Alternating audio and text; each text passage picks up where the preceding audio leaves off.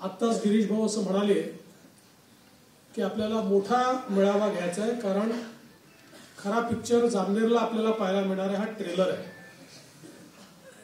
खरं म्हणजे गिरीश भाऊ आजचा कार्यक्रमच आगळा वेगळा आहे, कारण आतापर्यंत तुमचा सिनेमा सुरू होता हम आपके है कौन, आणि आता तुमचा सिनेमा झाला हम साथ साथ है. हा सिनेमा चालू द्या, बदलण्याची आवश्यकता नाही आहे.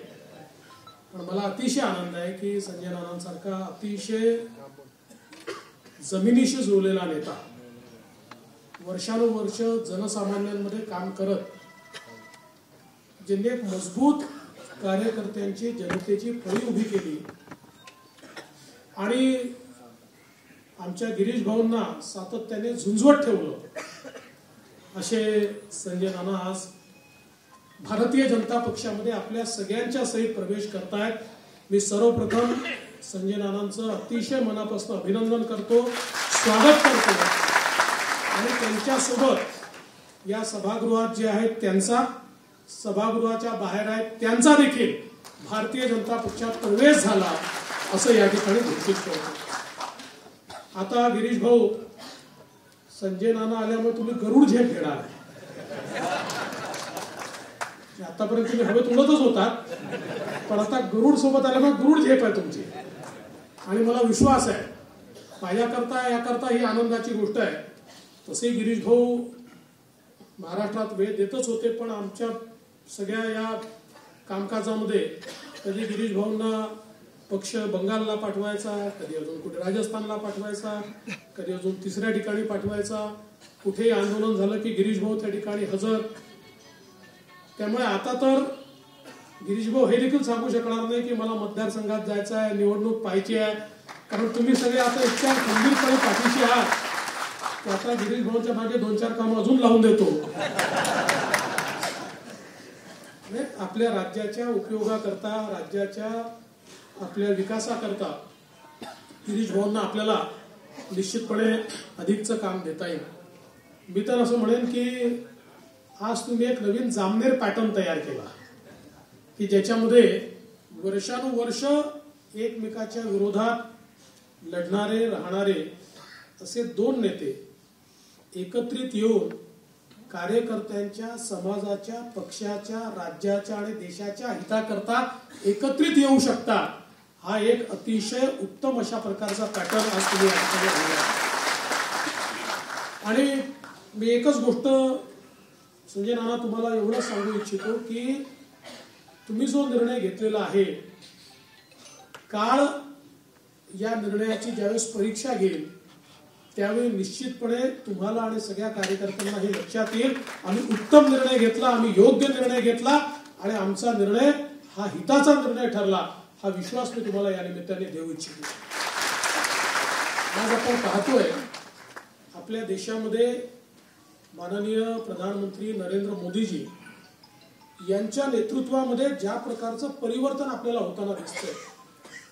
जगाचे लोक आश्चर्यचकित होतात ज्यावेळेस ते बघतात की 10 वर्षामध्ये या देशातले 25 कोटी लोक जे गरिबी रेषेच्या आत होते ते गरिबी रेषेच्या वर आले. हा रेकॉर्ड जगाच्या कुठल्या देशाला जमला नाही, तो 10 वर्षामध्ये माननीय मोदीजींनी केला. या देशातल्या प्रत्येक व्यक्तीचा विचार, दीन दलित, गोर गरीब, आदिवासी, शेतकरी, शेतमजूर, महिला, अल्पसंख्याक, ओबीसी, प्रत्येक समूह घटकाचा विचार करणारा नेता म्हणजे मोदीजी. आणि मोदीजींनी सगळ्यात महत्वाचं जर काही केलं असेल तर जनतेच्या योजना जनतेपर्यंत पोहोचतील अशा प्रकारची व्यवस्था उभी केली. योजना अनेक वेळा बनायच्या, पण त्या योजना जायच्या कुठे, त्याचा पैसा जायचा कुठे, त्याच्यात भलं व्हायचं कोणाचं, असे अनेक प्रश्न निर्माण व्हायचे. पण मोदीजींनी या देशात एक अशी व्यवस्था उभी केली की ज्या व्यवस्थेमुळे गरीबातला गरीब माणूस जो आहे त्याच्यापर्यंत योजना पोहोचते. त्याला घर मिळत असेल, त्याला गॅस मिळत असेल, त्याला रेशन मिळत असेल, आमच्या विद्यार्थ्यांकरता केलेल्या योजना असतील, आमच्या विविध आदिवासी दलित समाजाकरता केलेल्या योजना असतील, आमच्या अल्पसंख्याक समाजाच्या योजना असतील, योजना पहिल्यांदा पोहोचताय, लोकांना परिवर्तन दिसतंय. आणि सगळ्यात महत्त्वाचं काय आहे तर देशाचे प्रधानमंत्री एक असं नेतृत्व आहे की जे 24 तास केवळ जनतेचा विचार करतात. ते ज्यावेळेस संबोधित करताना मेरे परिवारजनो म्हणतात त्यावेळी खऱ्या अर्थानं 140 कोटी जनतेला आपल्या परिवारातला एक वडीलधारा व्यक्ती बोलतोय असं मनापासून वाटतं. अशा प्रकारचा आदर त्यांच्या मनामध्ये निर्माण होतो. हे काम गेल्या 10 वर्षात माननीय मोदीजींनी करून दाखवलं आहे. आणि मी तर तुम्हाला सांगतो की तुम्ही इतका योग्य निर्णय घेतलाय, कारण हे जे 5 वर्ष आहे हे तर देशाच्या इतिहासातले सगळ्यात महत्वाचे 5 वर्ष ठरणार आहे. कारण या 5 वर्षामध्ये आपला देश जगातल्या पहिल्या 3 देशांमध्ये येणार. आज आपण 11व्या क्रमांकाची अर्थव्यवस्था होतो, तिथनं 5व्या क्रमांकावर आलो. पुढच्या 3 ते 4 वर्षामध्ये आम्ही 3ऱ्या क्रमांकावर येऊ आणि त्याच्या पुढच्या 3 ते 4 वर्षामध्ये आम्ही 2ऱ्या क्रमांकावर येऊ. इतक्या वेगानं आपला विकास आज या ठिकाणी होतोय. आणि ज्यावेळेस अर्थव्यवस्था मोठी होते याचा अर्थ काय आहे? अर्थव्यवस्था मोठी होते तर त्यातनं संधी निर्माण होतात, अर्थव्यवस्थेतनं रोजगार निर्माण होतो, अर्थव्यवस्थेतनं लोककल्याणकारी योजनांकरता सरकारजवळ पैसा तयार होतो, अर्थव्यवस्थेतनं लोकांच्या जीवनामध्ये आमूलाग्र बदल करण्याकरता योजना तयार होतात. अर्थव्यवस्था ज्यावेळेस मोठी होते त्यावेळी गरीबातल्या गरीब माणसाच्या खिशात 2 पैसे टाकता येतील अशा प्रकारची व्यवस्था ही सरकारला तयार करता येते. आणि म्हणून आज ज्या वेगानं आपण बदलतोय त्याच्या दुप्पट वेगाने पुढच्या 5 वर्षामध्ये भारताला बदलण्याचं काम हे मोदीजींच्या माध्यमातून होणार आहे. एक नवीन सुरुवात या ठिकाणी झालेली आहे. आणि आपण बघितलं आता प्रभू श्रीरामांचं मंदिर त्या ठिकाणी तयार झालं. आपल्याला आपण असं म्हणतो, गांधीजी पण म्हणायचे की आपल्याला देशात रामराज्य आणायचं. रामराज्याचा अर्थ काय? रामराज्याचा अर्थ आहे की समाजातल्या शेवटच्या व्यक्तीचं मत हे तेवढंच ऐकलं गेलं पाहिजे जेवढं समाजातल्या पहिल्या व्यक्तीचं मत ऐकलं जातं. शेवटच्या व्यक्तीला तेवढाच अधिकार असला पाहिजे जेवढा पहिल्या व्यक्तीला असला पाहिजे.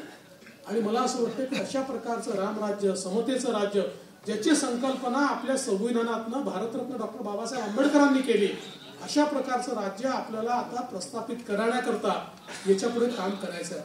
आणि म्हणून मला विश्वास आहे, आज आपण पाहतोय अनेक अडचणी आपल्या समोर आहेत, शेतकऱ्यांसमोर अडचणी आहेत, आमच्या युवांसमोर अडचणी आहेत, पण हळूहळू या अडचणी दूर होताना दिसत आहेत. हळूहळू त्याच्याकरता वेगवेगळ्या योजना तयार होत आहेत आणि आपल्या भारताला विकसित राष्ट्राकडे नेण्याचं काम हे माननीय मोदीजी करतायत. आपण बघितलं असेल, विशेषतः महिलांकरता तर मोदीजींनी ज्या योजना आणलेल्या आहेत त्या योजना इतक्या पथदर्शी आहेत. कारण जोपर्यंत आमच्या लोकसंख्येचा 50% हिस्सा असलेल्या महिला या मानव संसाधनामध्ये परिवर्तित होणार नाही तोपर्यंत देश वेगाने पुढे जाऊ शकत नाही. आणि म्हणून महिलांकरता अतिशय फोकस पद्धतीनं मोदीजींनी अनेक योजना आणल्या आणि त्यामुळे आज महिला देखील या विकासाच्या सगळ्या वाटचालीमध्ये मोठं योगदान देतात. अशा या सगळ्या राष्ट्र प्रवाहामध्ये या प्रवाहापासून दूर राहणं हे मला असं वाटतं की कुठेतरी आपली जी मेहनत आहे, आपला जो काम करण्याचा हुरूप आहे, याच्यावर हा अन्याय होता. आता भारतीय जनता पक्षात आल्यामुळे या राष्ट्र प्रवाहामध्ये तुम्ही आला. आणि मी तर नेहमी असं म्हणतो की 2024ची जी निवडणूक आहे ही निवडणूक भाजपा करता नाही, ती भारताकरता निवडणूक आहे. कारण भारताचं भाग्य बदलण्याचं जे काम हे माननीय मोदीजींनी सुरू केलंय त्याला अत्याधिक वेग हा या 2024च्या निवडणुकीनंतर येणार आहे. त्यामुळे अशा या अतिशय अमृत कालखंडामध्ये आपण सगळे लोक या मुख्य धारेमध्ये आला आहात.